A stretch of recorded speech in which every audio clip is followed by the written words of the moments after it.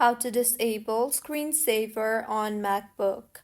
Hello everyone, I am Bishaka and welcome to our channel. Now let's get right into the tutorial. Firstly, go ahead and tap on the Apple icon on the top left of your screen and further tap on the System Preferences option. You will then see the desktop and screensaver option.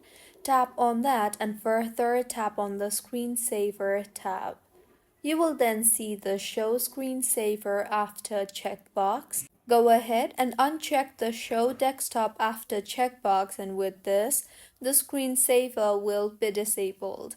You can also simply go ahead and select the show screensaver after checkbox in order to enable the screensaver again.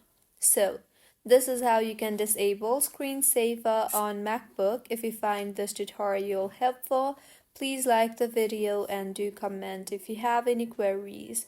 Also, do subscribe to our channel for more helpful tutorials like this.